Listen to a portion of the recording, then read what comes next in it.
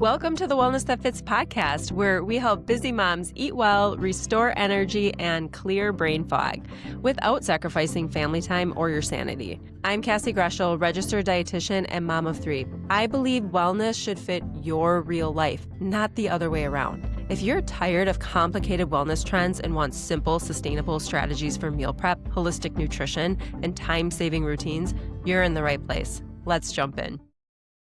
Hey friend, welcome back to the Wellness That Fits podcast, where I simplify science so you can feel better, think clearer, and actually sustain your health without all the overwhelm. Today, we're diving into something that's been all over the wellness world lately, NAD+, or I'll probably just call it NAD from here on out. So you've probably seen it in IV clinics, anti-aging conversations, or supplement ads promising more energy, better brain function, and even longer lifespan. But today we're going to talk about what NAD really is, does it work, and most importantly, what should you be doing about it? So let's break it down. First, we're going to talk about what is NAD. NAD stands for nicotinamide adenine dinucleotide. And while that sounds complicated, the concept is actually pretty simple. NAD is a coenzyme found in every single cell in your body, and its main job is to help your cells create energy and to stay alive. It's involved in hundreds of cellular processes and is very, very important. At the cellular level, NAD is critical for energy production, so ATP production via the mitochondria, DNA repair, cell signaling and brain function, and also managing oxidative stress and inflammation. So without NAD, your cells literally cannot produce energy efficiently. And that's why it's looked at so much in terms of energy and increasing energy at the cellular level, because it is involved with all of those energy pathways in the cell. Okay, so what happens as NAD plus declines? So here's the key issue. NAD levels decline with age and stress. When NAD drops at the cellular level, we can see a lot of things, but we can see increased fatigue, brain fog, poor metabolic function, increased inflammation, and I guess most importantly and most widely is its reduced ability to repair cells. And this isn't just a theory. There are a number of research studies that show that altered NAD levels have been associated with multiple conditions linked to oxidative stress and cellular damage, including diabetes. That was in a study done by Wu et al. In 2016. Altered levels of NAD have been associated with heart disease. That is a study done in 2005 by Pillai et al. Also, age-related vascular dysfunction. That was Cesar et al. In 2019. Ischemic brain injury, and that study was done in 2010 by Yin and Jiang. And then neurodegenerative protein dysfunction by Zhao et al. In 2015. And also in Alzheimer's disease. And that was done in 2012 by Abedi and Duchesne. And so there is a ton of research, again, involved in the oxidative stress and cellular damage. And when those levels of NAD in your cell are altered, they can lead to some of those chronic, usually inflammation-related disorders. So yes, NAD does matter. But here's where things get really important. Let's talk about NAD versus its precursors.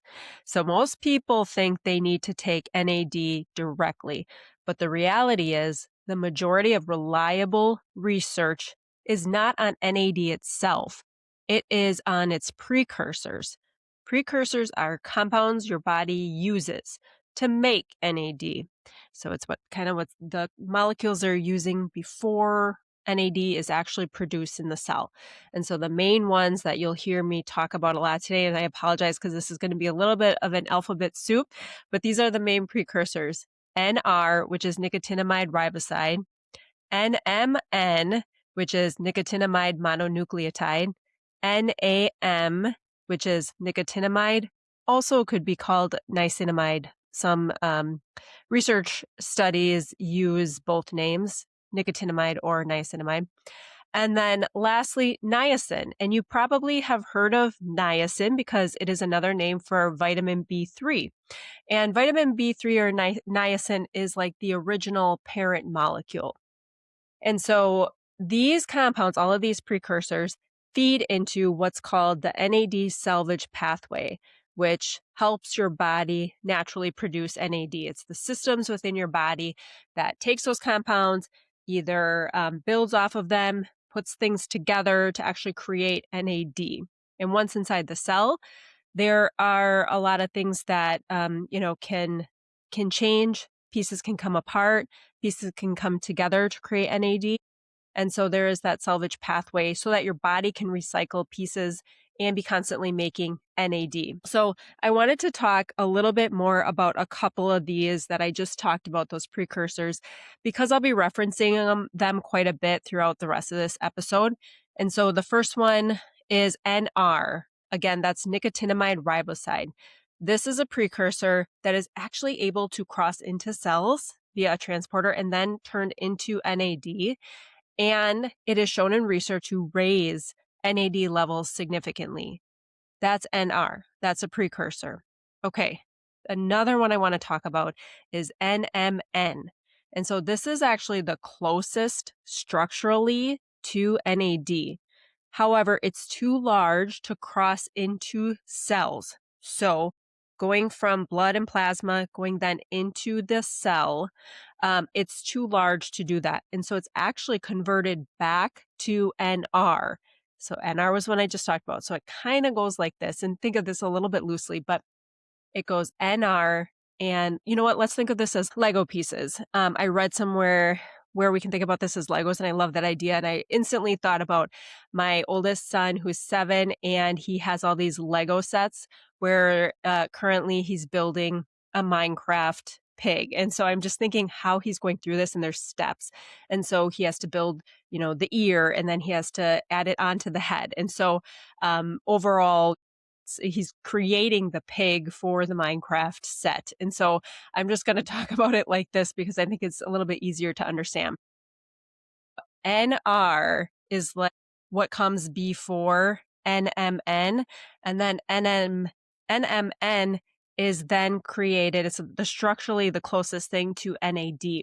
And so if you think about it, it's like you build the ear of the pig with Legos, these little pieces and atoms that stick together, okay? So we have the ear, and that might be NR. But if we can connect a piece like the head to the ear, we now have NMN.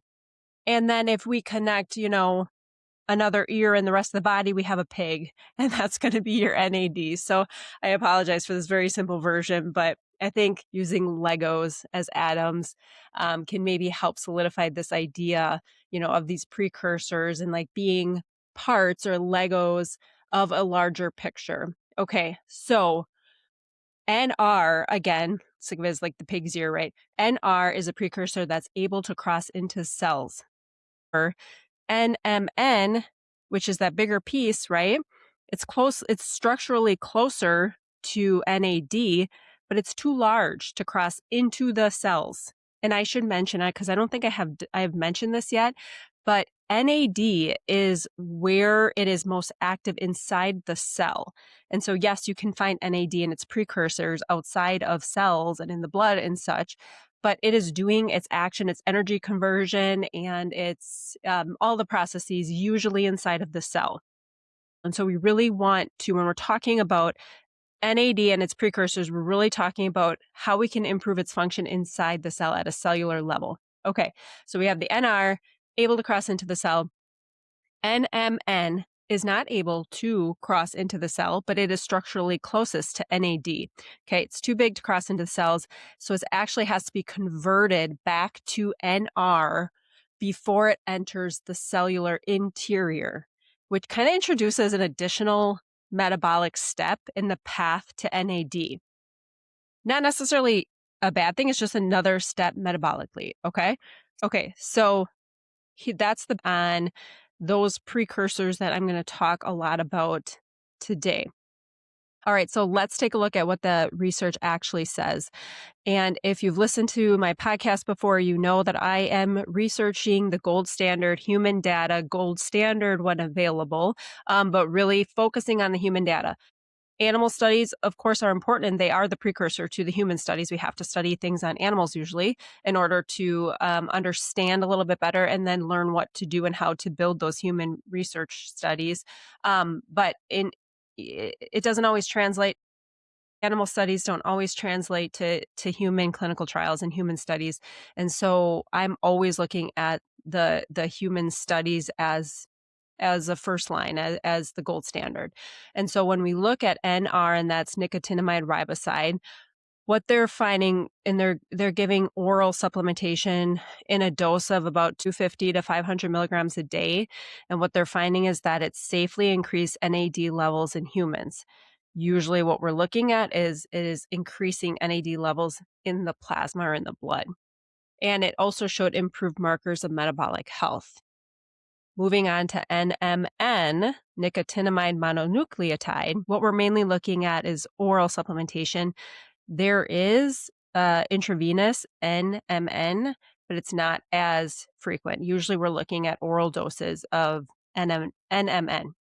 All right, so doses of 250 to 600 milligrams per day, very similar to the NR.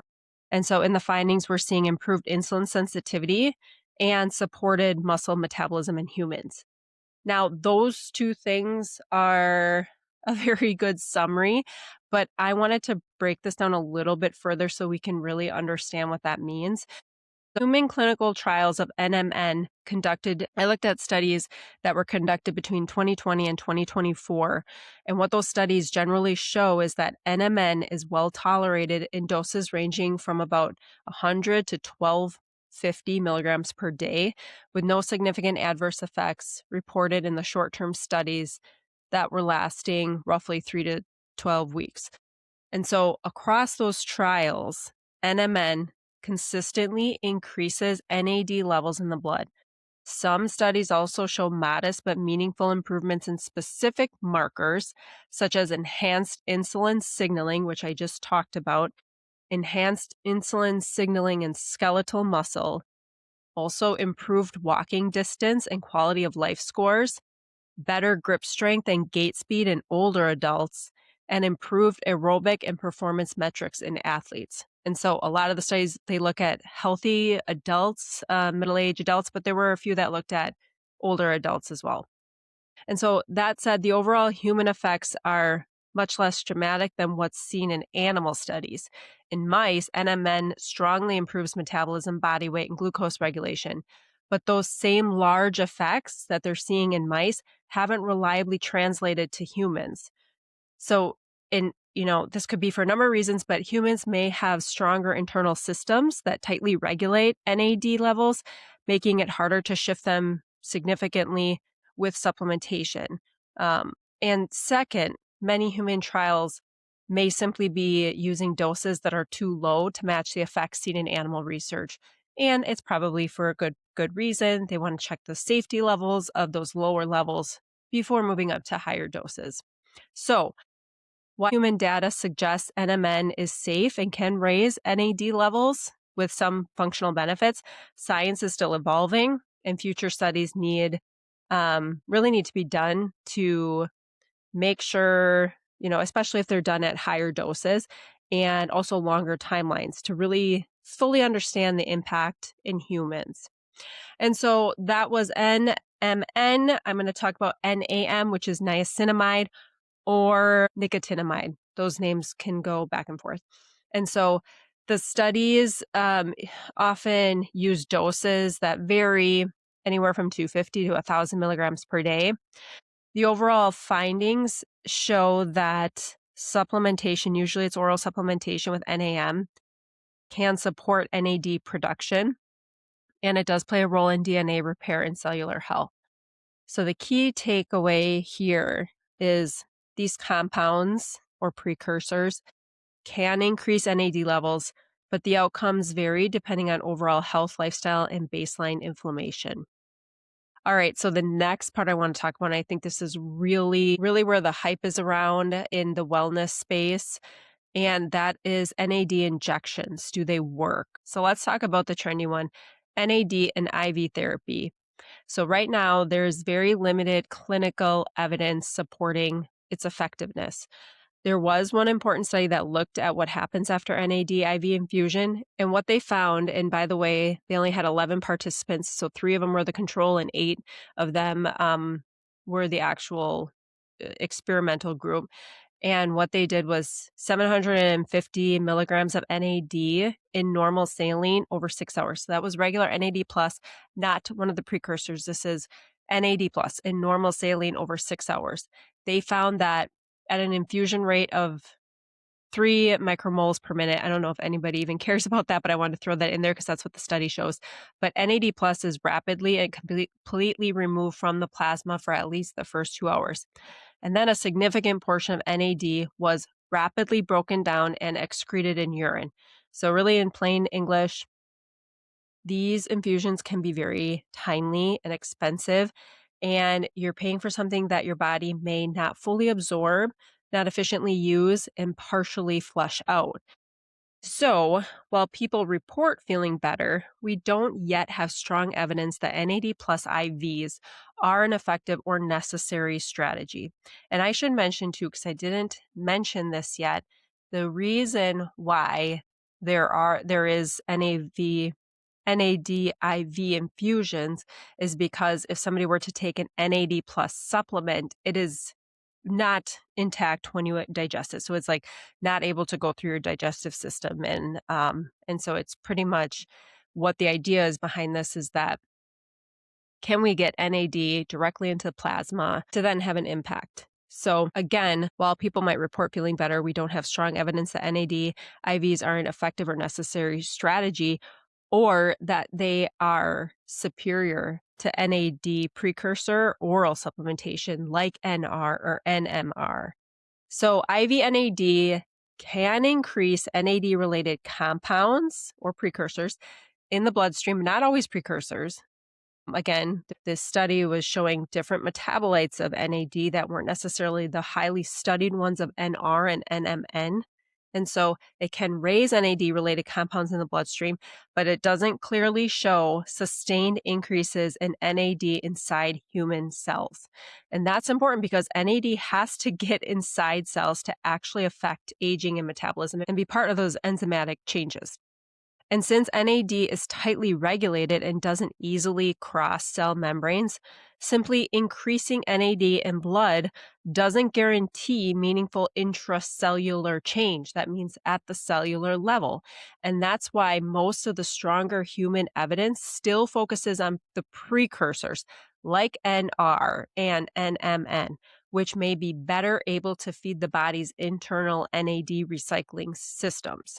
So again, if you are getting an NAD infusion and it is going directly into your bloodstream, right, which is a good thing because if you were to ingest NAD, it is not going to get to fully intact in the right way to your cells. And so if you are getting this through IV saline, normal saline infusion or intramuscular, things like that, you are able to have NAD be intact in your blood. However, it is breaking down rapidly into metabolites, and you're also flushing it out via your urine. Now, that's not to say that some of it may be metabolized and broken down into those metabolites that can cross the cell membrane. So could it be broken down into NR? Yes, it can. And can it be broken down into those other metabolites so that it can cross that barrier? It can. And that may be the reason why people report feeling better. Again, though, we don't have strong evidence that once, like for sure that it's doing that. And then also how much is getting into the cell.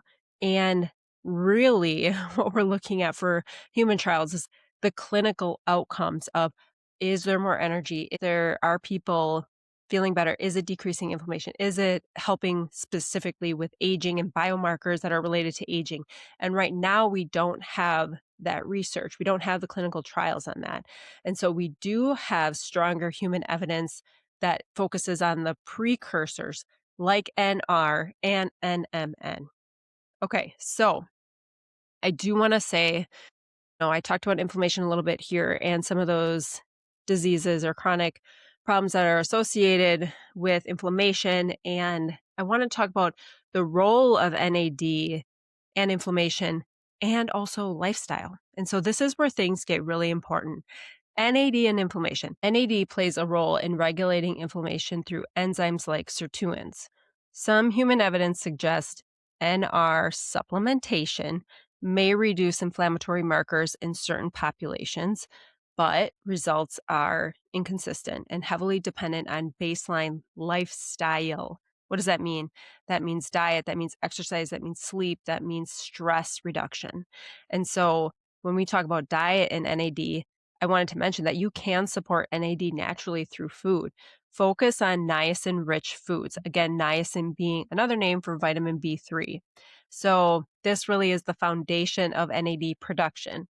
And so, if you can focus on those vitamin B3 or niacin rich foods like beef, chicken, turkey, tuna and salmon, mushrooms, peanuts, whole grains being like quinoa and brown rice and oats, things like that. That's where we can get those vitamin B3 rich foods. And it matters because niacin is the starting material that your body uses to build NAD. And here's the reality though, diet alone won't dramatically boost NAD levels, even if you're getting the RDA recommended, the recommended dietary allowance for vitamin B3. Over time, of course, if you are getting enough in your diet, that's wonderful for health and you're meeting your goals, but it's not necessarily diet alone isn't going to dramatically boost NAD levels, but it does provide the essential building blocks. It provides the B3, that parent molecule, to be the parent molecule for those precursors to make NAD. Okay, so that's diet. Exercise and NAD, this is where some pretty strong evidence exists. Exercise has been shown to increase NAD levels, activate mitochondrial function, and improve metabolic flexibility. So, really think about it like lifestyle is the foundation, the biggest driver of NAD depletion. When we think about it, like what can we do to increase NAD? Because we know what's really important for the oxidative stress pathways, right? Oxidative pathways and aging. And we know that altered NAD levels are seen in some of those things like obesity and Alzheimer's and all those other things I mentioned before. What can we do to increase the NAD, right? We talked about the supplementation of the precursors like NR and NMN. But what can we also do, if you think about this holistically, we can also do our best to decrease the amount of stressors and inflammation in what is causing those inflammatory pathways. We want to think about the biggest drivers of what's depleting NAD. First of all, age. When we age, NAD decreases. That's something we can't quite control, but what we can control is the other stressors and the other lifestyle factors. Chronic stress. So the biggest drivers of NAD depletion are chronic stress, poor sleep, inflammation, a number of ways. Like, you can impact inflammation through a variety of aspects and lifestyle modifications. But also another driver of NAD depletion, ultra processed diet, sedentary lifestyle. And so if these at the root are not addressed, supplements are not going to fix the problem. Supplements may increase your levels of NAD in the plasma for a short period of time, but we don't have evidence that they are increasing the NAD, especially at the cellular level, but also increasing NAD in the blood for an extended period of time to actually impact the cellular level.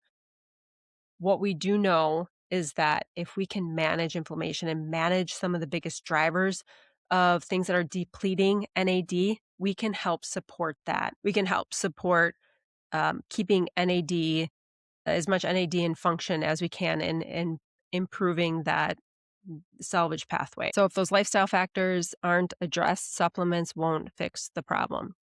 You might get a little boost of energy for a short period of time, but likely without those foundational things being fixed, It's really only putting a Band-Aid on a gunshot wound. So what should we actually do? So here's the honest, evidence-based takeaway. There is no strong clinical evidence for NAD injections. There is moderate evidence for precursors taking usually an oral supplement like NR, NMN, and NAM. But they work best when your diet is solid, you're managing inflammation, you're exercising regularly, and you're sleeping well. And so let's really ask the question, are the oral supplements worth it for brain fog and low energy? Because let's be honest here, this is what most people are struggling with, and that where they're actually coming from. Like, I need to know, is this supplement actually going to impact my brain fog, help me think clearer, and give me more energy? And so for brain fog, the possible benefit might be that it's supporting mitochondrial function. It may help with that cellular energy. But the reality is the majority of brain fog is usually driven by sleep issues, stress and cortisol dysregulation, blood sugar swings, also inflammation. And brain fog is usually driven by nutrient deficiencies as well. And so NAD precursors, it's more of an indirect support. It's not like a root cause fix. And for energy, this is where it may help. I guess this is the strongest use case. NAD is central to ATP production and mitochondrial output. And so some people may report more stable energy and less afternoon crash, but not everybody responds, and the effects can be subtle. And so the honest clinical takeaway, if I strip this down, really looking at the science here and to give truly science-backed evidence for your lifestyle change, the oral supplementation might be worth trying if you have low energy despite great lifestyle habits that we talked about, and you're already sleeping well, eating well, managing stress, and really you're utilizing those oral supplementation precursors of NAD for a boost, or let's say you're traveling and you come off a long trip, or where you're off your game a little bit and you want more of a quick boost or something. That's where it might be a little bit more impactful if you have those foundations of those lifestyle habits in place: eating, sleeping, managing stress, exercising, things like that. Otherwise, it's going to be very short-lived. Now, the oral supplementation of NR and NMN probably are not the answer if you're exhausted chronically, you have anxiety, you're overwhelmed, you're hormonally dysregulated.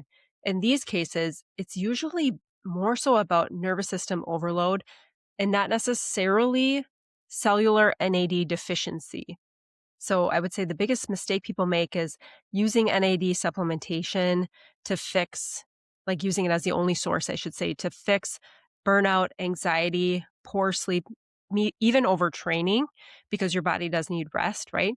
And so all of those things, it's like using NAD supplements to fix those things is like trying to upgrade your battery while your whole system is overheating. So if you're in your 30s, 40s, or 50s and you're noticing brain fog, low energy, hormonal shifts, slower recovery, your brain is just not what it used to be, your energy is just not what it used to be, and the things that used to work for you are just not working the same for you, it's not just about NAD, it's about your entire cellular environment.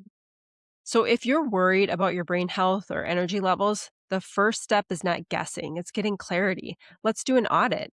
I actually created a 2-minute assessment. It's called What's Draining Your Brain? Take the Brain and Energy Assessment, to actually find out if your current diet and lifestyle are supporting your brain or quietly depleting it. I'll include the link in the show notes at the top so that you don't have to scroll for it. And if you want support bridging the gap, this is actually what I help you do. We make sure that your foundations are solid first, then determine if targeted strategies like supplementation are actually the right next step for you. And so thanks for being here, friend. If this episode helped you understand NAD in a way that actually makes sense, share it with someone who's been curious about all the hype. and I'll see you in the next episode of Wellness That Fits. Thanks so much for tuning in to today's episode of the Wellness That Fits podcast. I hope you walk away with simple, doable steps you can put into practice right away. If you loved this episode, it would mean the world if you subscribed, left a review, or shared it with another busy mom who could use some encouragement. Until next time, friends, keep creating wellness that fits your life.